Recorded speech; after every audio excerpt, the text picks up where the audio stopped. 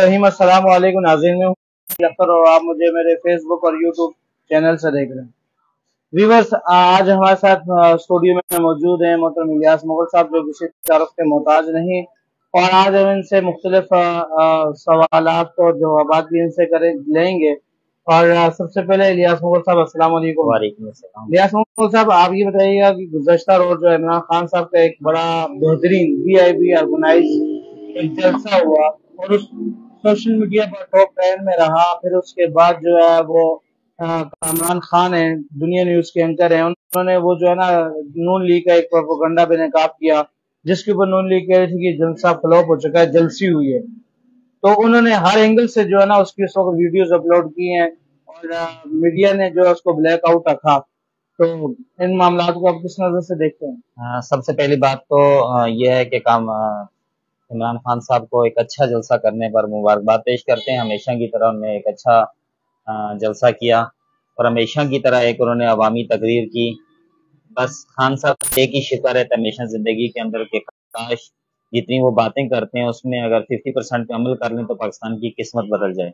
इलियास साहब, क्या ये रियासत इस चीज की पाबंद नहीं है कि वो गैर कानूनी अमल जो हो रहे हैं इस वक्त, हालांकि गैर एलानिया जो है पाबंदी है खान साहब के ऊपर, और कोई भी मीडिया चैनल जो है वो उनकी तकरीर को और उनके इस जलसे को जो गुज़श्ता रोज हुआ दिखा नहीं रहा? तो क्या ये गैर मुनासिब रवैया नहीं है रियासत? सबसे पहली बात यह है कि रियासत के अंदर कानून की बालादस्ती नहीं है, बल्कि रियासत के अंदर चलती है बदमाशी। हमारे यहाँ जिसके हाथ में लाठी है उसी की भैंस, ये मामला चलता है। तो इसमें यह है कि चाय का वक्त भी इसमें चाय भी नाज़रीन साथ चलती रहेगी। इसमें जो बात आप कर रहे हैं इसकी ब्लैक लिस्ट करने की, जमहूरी रियासत के अंदर इस तरह नहीं होता कि आप मुखालफिन की जबान बंद करने के लिए आप जिस हिसाब से साथी आपके खिलाफ बोलेगा आप उसको उठा लेंगे, उसके ऊपर आपने तरह तरह के केसेस बना लेंगे। जो आपके खिलाफ बोलेगा ये अमरीत के अंदर होता है और ये मार्शल लॉ के दौर के अंदर होता है। और ये मैं आपको एक बात बता दूं, इससे सबसे ज्यादा नुकसान पीपल्स पार्टी इस वक्त उठा रही है। पीपल्स पार्टी सबसे ज्यादा जमहूरी पार्टी कहलाती है पाकिस्तान के अंदर। इस वक्त वो इत्तेहादी है नून लीग की। जो कुछ हो रहा है तो ये याद रखिएगा कि हमेशा दौर ऐसा नहीं रहेगा, दौर बदलेगा। आपके साथ जब ऐसा हो रहा होगा तो फिर आप इसके मुंह दिखाने के काबिल नहीं होंगे, क्योंकि आपने सारी जिंदगी ऐसा ही किया था एक हुकूमत के साथ। ठीक है, इस वक्त एक बड़ी चीज जो है, ये खतरनाक चीज जो है वो सामने आई है। जमील साहब, आप ये देखें कि इस वक्त जो एस्टेब्लिशमेंट है और जो तेरह इत्तेहादी जो इत्तेहाद जमातों का, वो एक पेज पर है। जुडिशरी जो है और तहरीक इंसाफ एक पेज पर है। रियासत दो हिस्सों में बढ़ चुकी है। रियासत के दो अहम इदारे दो जगहों पर आपको कोर्ट करते हुए नजर आ रहे हैं। ये खतरनाक है। सियासी जमातें आपस में लड़ें, जो कुछ करें, जमहूरी उसको जुडिशरी को और एस्टेब्लिशमेंट को अपने कानूनी दायरा के अंदर रहना चाहिए। और मैं आपको एक लतीफे की बात सुनाऊं। इस वक्त एक शख्स ने सोशल मीडिया के ऊपर एक लतीफा लगाया हुआ था कि इंडिया के अंदर इंडस्ट्री के नया जोन जो है उसका इफ्तिताह हुआ है।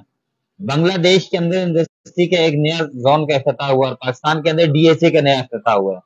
हम इस हाल पे खड़े हैं, तो फिर आप अंदाजा कर लें इस वक्त जो इदारों की तस्दीक हो रही है, इदारे अपनी तस्दीक खुद करवा रहे हैं, चाहे वो जुडिशरी है चाहे वो फौज है। इलियास साहब, ये अब जब अभी आपने ये बात की तो इस बात से मुझे याद आया कि गुज़श्ता रोज वज़ीर दाखिला ने ये एक बयान जारी किया था कि वो एक, देखें अब हो क्या रहा है कि जो सोशल मीडिया पर जो कुछ चल रहा है वो कह रहे हैं कि इसके लिए एक टास्क फोर्स बना रहे हैं।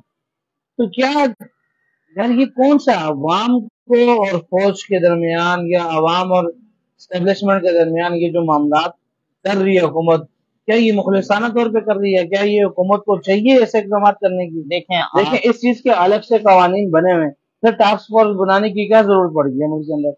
बात सिर्फ ये है कि आप अपने खिलाफ जबान को बंद कर रहे हैं। जो हमारा जमहूरी हक है उसको आप तालाबंदी करने की, उसको जबान बंदी करने की कोशिश कर रहे हैं, मगर ऐसा होगा नहीं। इस वक्त आप याद रखें कि पाकिस्तान की 7 करोड़ आवाम की जेबों में स्मार्ट मोबाइल घूम रहे हैं। 18 करोड़ आवाम पाकिस्तान की, जो 15 करोड़ आवाम मोबाइल इस्तेमाल करती है। ठीक है, आप किस किस की जबान पे ताला लगाएंगे? टास्क फोर्स कितने लोगों को उठाएगी, कितने लोगों को बंद करेगी? ठीक है, ये सिर्फ हुकूमत का डराने का एक अंदाज है उसका, ये एक उसका तरीका कार है, तरीका वारदात जिसको कहेंगे। ये कुछ हो रहा है कि सिर्फ उसके खिलाफ जो बात चल रही है مگر سب سے خطرناک بات جو اس وقت سر یہ ہے، میں نے ابھی ایک سوشل میڈیا کے اوپر پوسٹ دیکھی باہر کے کسی ملک کے اندر، جس میں جنرل عاصم منیر کی تصویر کو نیچے زمین پر رکھ کر اس کے اوپر جوتے پہن کر لوگ کھڑے ہیں. یہ ایک انتہائی خطرناک بات ہے. عراق کیوں تباہ ہوا؟ اس کی فوج کو کمزور کیا گیا. افغانستان کیوں تباہ ہوا؟ اس کی فوج کو کمزور کیا گیا. لیبیا کیوں تباہ ہوا؟ اس کی فوج کو کمزور کیا گیا. اس وقت دنیا کی ٹاپ 10 فوجوں کے اندر پاکستان کا نام آتا ہے. دنیا کی 7ویں 8ویں قوت ہے، دنیا کا 6واں بڑا ملک ہے آبادی کے لحاظ سے. اس وقت جو کچھ فوج اور عوام کے درمیان ہو رہا ہے، جتنی نفرتیں پیدا کی گئی ہیں، اس کی ذمہ دار صرف سیاسی جماعتیں نہیں ہیں، اس کی ذمہ دار فوج خود بھی ہے کہ فوج نے اپنا امیج خود گرایا ہوا ہے. فوج اپنے آپ کو ملوث کرتی ہے ہر چیز کے اندر. فوج اپنے حدود کے اندر نہیں رہتی، فوج اپنے کام نہیں کرتی، فوج بزنس کر رہی ہے. مجھے یہ بتائیے فوج کا کیا کام ہے؟ اس سے تاجروں سے ملنا، ان کے بنا ہم معیشت ٹھیک ہے. فوج کا کام ہے معیشت ٹھیک کرنا، فوج کا کام ہے سرحدوں کی حفاظت کرنا. مسئلہ یہ ہے کہ فوج دوسرے کے کام میں مداخلت کرے گی. میرا کام آپ کریں گے، آپ کا کام، اب سوال بھی آپ کریں اور جواب بھی آپ دے دیں، تو مطلب پھر آپ کو مجھے ساتھ کیوں بٹھانے کی کیا ضرورت پڑے گی بھائی؟ ہر ادارہ اپنا کام کرے، جوڈیشری اپنا کام کرے، فوج اپنا کام کرے، حکومت اپنا کام کرے. ایک دوسرے کام میں مداخلت بجائے معیشت کے ذمہ دار فوج ہے یا معیشت کے ذمہ دار سویلین حکومت ہے؟ تاجر جو ہیں فوج کی طرف کیوں دیکھ رہے ہیں؟ ہم زبردستی گھسیٹ کے لاتے ہیں لوگوں کو بیچ میں، اور فوج اپنے کام، جو حکومت ہے وہ اپنے کام فوج سے کرواتی ہے. پھر انجام یہ ہوتا ہے فوج جرنیل ایک 18 گریڈ کا یا 22 گریڈ کا آفیسر ہے جو حکومت کے تابع ہے. ہم خود اس کو مائی باپ کہہ کر سر پہ بٹھاتے ہیں اور پھر بعد میں روتے ہیں. اچھا دیکھیں یہاں پہ جو گزشتہ وہ جو سوشل میڈیا پر چل رہا پھر تھا، کہتے ہیں کل پھر بلایا ہے. پرنٹ میڈیا پر یا الیکٹرانک میڈیا پر ایک بات چل رہی تھی کہ وہ جو باجوہ صاحب کا جو انٹرویوز تھا اس کی تردید آ چکی ہے. باجوہ صاحب نے کہا کہ میں نے ایسا کوئی انٹرویوز نہیں دیا کسی کو بھی، اور میں 2 سال تک قانونی طور پر جو ہے کسی کو کوئی انٹرویوز نہیں دے سکتا، نہ کوئی اپنے ویوز پاس کر سکتا ہوں. تو انہوں نے قانونی کارروائی کی بات کی ہے کہ جن صاحب نے یہ جو کچھ کیا ہے تو ان کے خلاف قانونی کارروائی کی جائے. 2 چیزیں، یا تو باجوہ صاحب اتنے کمزور انسان ہے کہ ایک شخص کوئی بھی اٹھے اور میں ابھی بولوں میں نے باجوہ کے ساتھ یہ باتیں کی، اور میں نے اس سے بہت اچھا جو تجزیہ آئی تھنک جو ہے جاوید چودھری نے کیا تھا، اس نے کہا، یا جب منصور نے کیا تھا، اس نے کہا کہ یہ جو شاہد ماتیلا ہے، اس نے کہا ہے کہ بھائی یہ انٹرویو جو ہے وہ میں نے باجوہ صاحب کے ساتھ بات کی تھی، اس کو پھر میں نے ترتیب دیا. اس نے کہا نہیں، یہ ریکارڈڈ انٹرویو ہے. اس نے کسی طریقے سے ریکارڈ کیا کیونکہ ایک ایک چیز ڈیٹ وائز اس نے لکھی ہے. اس کا مطلب یہ ہے، یہ بات ہوئی ہے. ایک بات یہ ہے کہ اگر آپ اتنے اچھے ہیں تو پھر آپ ان کے خلاف قانونی چارہجوئی کریں گے.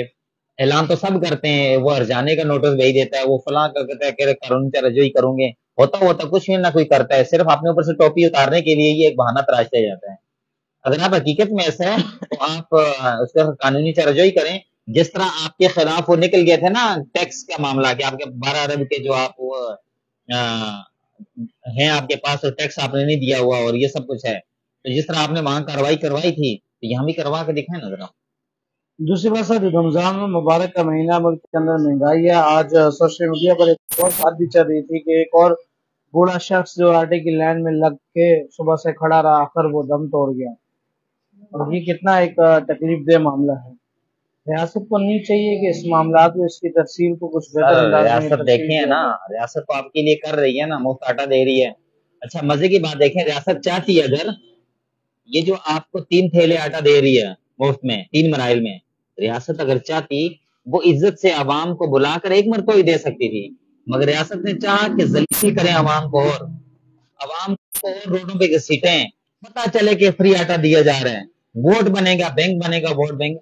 اس لیے ہم نے 3 مرتبہ عوام کو مناسب سمجھا ذلیل کرنا، روڈ پہ بلا کر، اور 3 مرحلوں کے اندر دیں گے. ایک بات. دوسری بات یہ سر کہ ہم ہیں ہی اسی قابل کہ جتنی عوام لاکھوں کی تعداد میں یا ہزاروں تعداد میں کھڑے ہو کے بھیک مانگتی ہے نا، ذلیل ہوتی ہے، کبھی بنزیر انکم سپورٹ کے چکر میں، کبھی احساس پروگرام کے چکر میں، کبھی سستے آٹے کے چکر میں، کبھی کس چکر میں، یہ جتنی لائنیں لگاتے ہیں اس چکر میں مفت کے آٹوں کے اتنی، اگر کبھی حکمرانوں کو گریباں پکڑنے کے لیے لگائیں یا کبھی اس نظام کو بدلنے کے لیے آ کر کھڑے ہوں تو ان کی قسمت بدل جائے. یہ ضلالت، یہ مصیبتیں ہم نے خود اپنے گلے ڈالی ہوئی ہیں، اور جو کچھ ہمارے ساتھ ہو رہا ہے یہ اپنی قسمت میں ہم خود لکھوا کے لائے ہیں. خدا نے آج تک اس قوم کی حالت نہیں بدلی. یہ جو 4 لوگ مرے لائن میں کھڑے ہو گئے، یہ 4 لوگ اگر حکومت سے لڑتے ہوئے مرتے نا، ان کا قد کچھ اور ہوتا. یہ بھیک مانگتے ہوئے گئے نا، ان کی بات کچھ اور ہے. غریب کی قسمت میں موت ہی ہے اور کچھ نہیں ملنا اس کی قسمت میں. ये एक और चीज यहाँ पर सर चल रही है, सोशल मीडिया पे फ्रूट की बाइकॉट की बात चल रही है।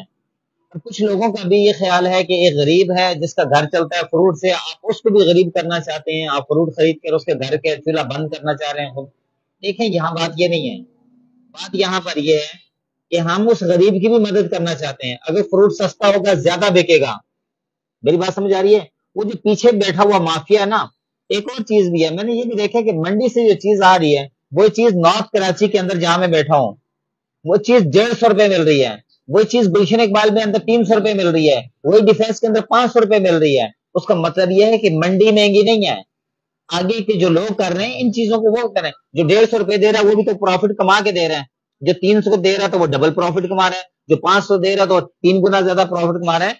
इलाका वाइज है, यहाँ नान आपको 15 रुपए का मिलेगा, गुलशन में जाए आपको 25 रुपए मिलेगा। और मजे की बात, आपको ये याद होगा कराची के मशहूर कैफे प्याला पे जाके जब हम कल बैठे चाय पीने के लिए, तो आपने देखा वहां चाय का एक कप जो था 80 रुपए का था, और वो एक चाय का कप जो हाफ था जिसको कट कहते हैं, वो 60 रुपए का था।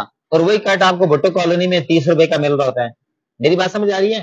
फर्क हमने ये खुद पैदा किए हुए हैं। फिर हम कहते हैं कि गरीब को किसने कहा आप महंगा करके इतनी चीजें बेचें। मसला ये है कि कुछ लोगों का ये भी ख्याल है कि भाई आप किस किस चीज का बाइकआउट करें, कभी मुर्गी का बाइकआउट करते हैं, कभी फलां का करते हैं, तो फिर बचाएं करें क्या? फिर लोग कहते हैं बाहर निकले, बाहर तो हम रोजाना निकलते हैं भाई, अभी भी बाहर से ही अंदर आ रहे हैं।